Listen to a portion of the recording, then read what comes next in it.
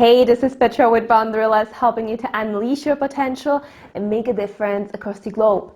And if you ever wondered what it's like to move to India for a business, then today's video, my friend, is for you.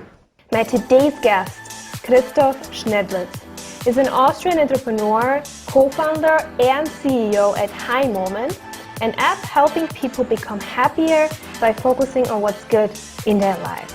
Before finding his mission, he was mostly working in finance, which also brought him to India, where he was sent to as CFO of an international company.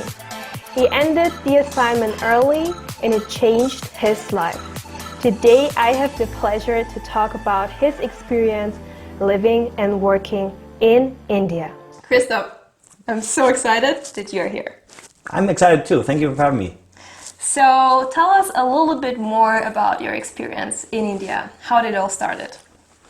Well, it's very interesting. I've been working in this company only for 1 year. So 1 year out of university, when I got offered the job to be an expat, to be in a managing position, to set up a factory in India. Now that sounded like really cool, right? I got the position because of, I think, a couple of reasons. Number one was in this 1 year, I've demonstrated that I'm very good in being very process-oriented and quantitative in my approach to work on things. Now, spoiler alert, these are two things that are not good criteria to become a manager in India, right? It's completely the wrong setup for to run things successful in India, but this is something that I would have found out later. I know you broke off the stay after 6 months. It was supposed to last 2 to 3 years. What happened? The traits that are needed in order to run to set up a factory in India, to run a place in India, are completely different from those that I had back then.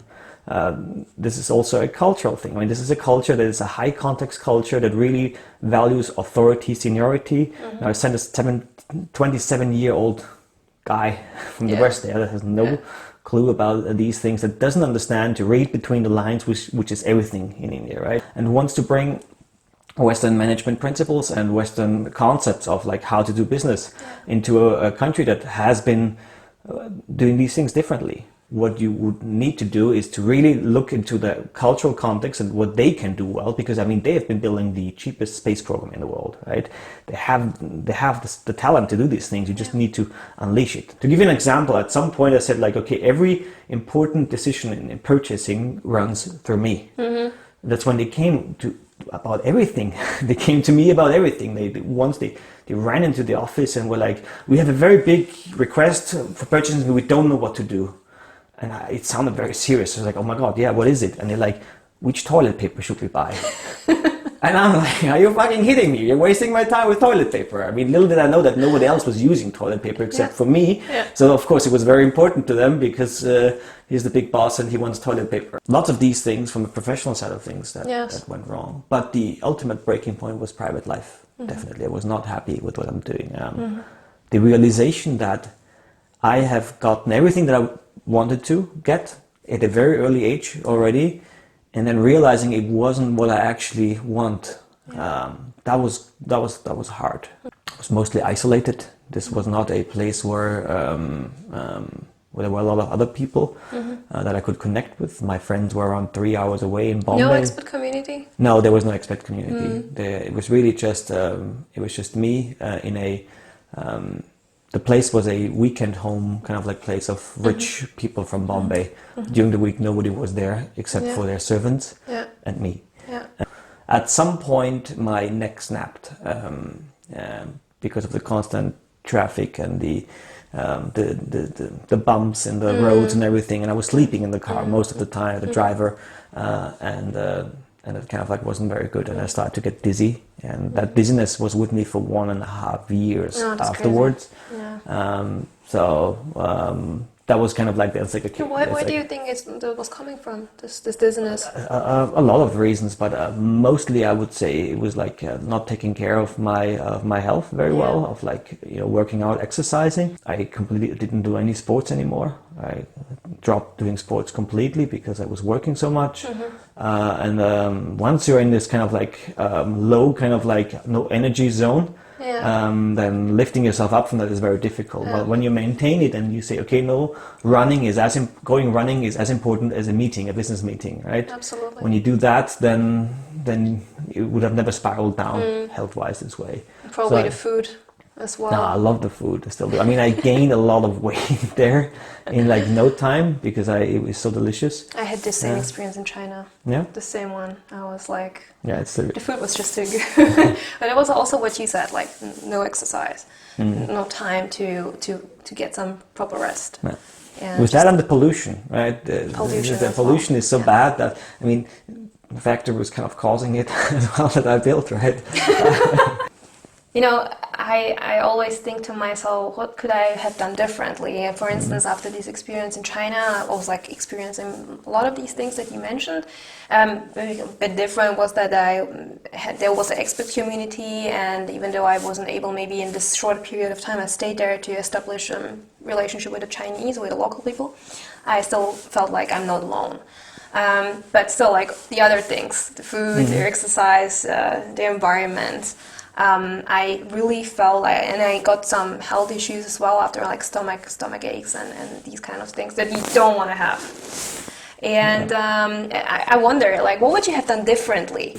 If I would have done something, I would have prepared more mentally and culturally. Like I did some classes with a intercultural coach, and I regret not having done more of those. I'm not saying this because I'm doing advertisement for you, right? Really not. This was not planned. It's really true. This was really good. And though the conversation in those coaching sessions shifted very early on from a cultural, because you cannot prepare for this. You can say, okay, the culture is this and that, and I've read my fair share of Hofstede, Hall, and all these intercultural experts, but they kind of try to put cultures into numbers, and that doesn't really work. But the coachings were great because it was about like saying, like, how firm is my personality? Like how much stress are you able to cope with? How do you deal with uncertainty? How flexible are you? And I felt I could see that, hey, I'm not that mentally flexible, and this is something I could have further developed and worked at to get in that. This would have been very, very needed in India. So this is a big learning from a professional side. Don't do things like you used to here. Just try to work on to get the outcomes the same. So you want a delivery until then, okay, but don't achieve that by going the same way as you would do in Austria. Say, okay, if I want to have a delivery here, this is when it needs to be ready. And this is what you communicate. You don't communicate this, for example, right? Private life, that's really different. When you're somewhere completely isolated, what can you do? You need to be very comfortable being on your own. So probably wouldn't do it unless it would be somewhere where I know that I could build a social system, a social structure. Yeah. And how about the locals? I didn't speak Hindi. I tried to learn, but it was very difficult in that short time. So they didn't speak English? No. Wow, okay. And even if they would speak English, they would not feel comfortable talking to me. Probably because of the hierarchy. Yes, makes a big difference, of course. That, for example, I mean, my staff that I had never wanted to eat with me. The way I figured out is like they always cooked way too much for me. There was like for breakfast there's like 25 pieces of toast, and I'm like, I just need 2, but they kept making 25. That's why I got fat. And I was like so confused about it. And then I realized that once I was done, and I took my sweet time for breakfast, that's when I was done, they started to eat that. And everything was cold by then. I felt really bad about this. Like, who wants to have cold, soggy toast? No one, right? Is the hierarchy also the reason why I said because of the age? It wasn't a good idea to be sent there? Yeah, definitely. There were a couple of things. But basically, I mean, it helped that I was sent from the headquarters. But I was just way too young, and there were some other people in there that were really actively trying to kind of like get me out of there. They were telling to the workers, who do you think is going to stay longer, me or this guy, the white guy, right? Oh my God! But that happens, right? It's normal. I wouldn't even say that this is a cultural thing. I think that happens everywhere. In every company that you go to, if you are not completely at the right place at the right time, there's gonna be people that are going to take care of it. Absolutely. Can't agree more. And What would you advise then to someone who's about to take on an assignment to maybe some of the Asian cultures? Yeah. I mean, this is difficult. The rational advice would be that you should only go if you feel really ready. Yeah. Like I knew I wasn't completely ready, but the other side of me says to just do it. Still try to do it, right? But really take care of yourself. Take care of your emotional, of your physical needs. Exercise and flexibility is really that mental flexibility and come with an open mindset. It's probably the only thing I can say. I love that. Really. It sounds really reasonable. Yeah.